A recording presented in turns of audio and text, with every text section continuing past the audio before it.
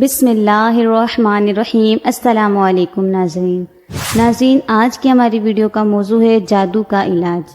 ناظرین، کیا آپ لوگوں کو معلوم ہے کہ ہمارے آقا صلی اللہ علیہ وآلہ وسلم پر بھی جادو ہوا تھا؟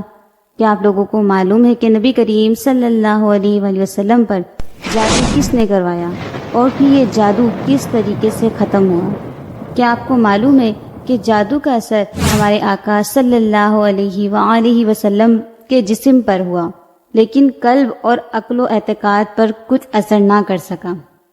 آج کی ویڈیو میں ہم اسی حوالے سے بات کریں گے۔ آپ سے گزارش ہے کہ ویڈیو کو پوری دیکھیں اور ویڈیو اچھی لگے تو اس کو لائک اور دوسروں کو شیئر بھی کریں تاکہ وہ بھی اس ویڈیو سے فائدہ حاصل کر سکیں۔ ہمارے چینل کو سبسکرائب بھی کر لیں تاکہ اس طرح کی اسلامک ویڈیو آپ لوگوں کو ملتی رہیں۔ روایت ہے کہ سرکار مدینہ صلی اللہ علیہ وآلہ وسلم پر جادو لبید بن عاصم یہودی اور ان کی بیٹیوں نے کروایا تھا، جس کا اثر حضور صلی اللہ علیہ وآلہ وسلم کے جسم مبارک پر نمودار ہوا، لیکن آپ کے قلب اور عقل و اعتقاد پر کچھ بھی اثر نہ کر سکا۔ چند روز کے بعد حضرت جبرائیل علیہ السلام حاضر خدمت ہوئے اور انہوں نے عرض کیا کہ یا رسول اللہ صلی اللہ علیہ وسلم، ایک یہودی نے آپ صلی اللہ علیہ وسلم پر جادو کر دیا ہے، اور جادو کا جو کچھ سامان ہے وہ فلاں کنویں میں ایک پتھر کے نیچے دبا دیا گیا ہے۔ حضور صلی اللہ علیہ وسلم نے حضرت علی رضی اللہ تعالیٰ عنہ کو بھیجا۔ انہوں نے کنویں کا پانی نکال کر پتھر اٹھایا تو اس کے نیچے سے کھجور کے گاوے کی تھیلی برآمد ہوئی۔ اس میں حضور صلی اللہ علیہ وسلم کے منہ مبارک جو کنگھی سے ٹوٹے ہوئے تھے اور کنگھی کے ٹوٹے ہوئے کچھ دندان اور ایک ڈور یا کمان کا چلا جس میں 11 گرہیں لگی ہوئی تھی اور ایک موم کا پتلا جس میں 11 سوئیاں چبھی ہوئی تھی، یہ سب سامان پتھر کے نیچے سے نکلا اور یہ سب سامان حضور اقدس صلی اللہ علیہ وسلم کی خدمت میں لایا گیا۔ اس کے بعد قرآن مجید کی دونوں صورتیں قل اعوذ برب الفلق اور قل اعوذ برب الناس نازل ہوئیں۔ ان دونوں صورتوں میں 11 آیتیں ہیں۔ ہر ایک آیت کے پڑھنے سے ایک ایک گرہ کھلتی جاتی تھی، یہاں تک کہ سب گرہیں کھل گئیں اور حضور اقدس صلی اللہ علیہ وآلہ وسلم بالکل شفا یاب ہو گئے، اور وہ سارا سامان جو پتھر کے نیچے سے نکلا تھا، سارا سامان زیر زمین دفن کر دیا گیا۔ ناظرین، اس سے معلوم ہوا کہ تعویذات جس میں کوئی لفظ کفر و شرک کا نہ ہو جائز ہے۔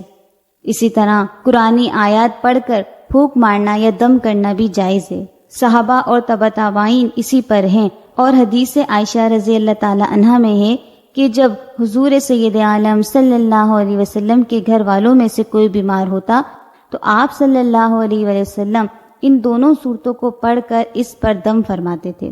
اور بخاری اور مسلم کی حدیث میں ہے کہ حضور اکرم صلی اللہ علیہ وسلم رات کو جب بستر مبارک پر تشریف لاتے تو اپنے دونوں ہاتھوں پر دم فرما کر اپنے سر سے پاؤں تک پورے جسم مبارک پر اپنے دونوں ہاتھوں کو پھیرا کرتے تھے، جہاں تک دست مبارک پہنچ سکتے تھے۔ یہ عمل 3 مرتبہ فرماتے۔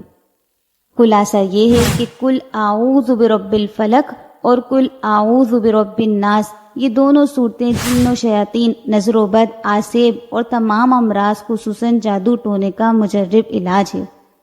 ان کو لکھ کر تعویذ بنائیں اور گلے میں پہنائیں۔ ان کو بار بار پڑھ کر مریض پر دم کریں اور کھانے، پانی اور دواؤں پر پڑھ کر پھونک ماریں اور مریض کو کھلائیں اور پلائیں۔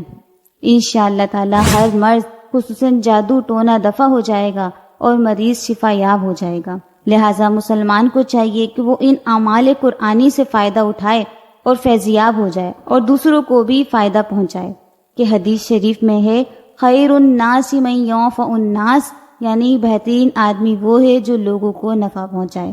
ناظرین، اب تک کے لیے اتنا ہی۔ اللہ تعالیٰ سے دعا ہے کہ اللہ تعالیٰ ہم سب کو اپنے حفظ و امان میں رکھے۔ انشاءاللہ پھر ملیں گے ایک نئی ویڈیو کے ساتھ، جب تک کے لیے اللہ حافظ۔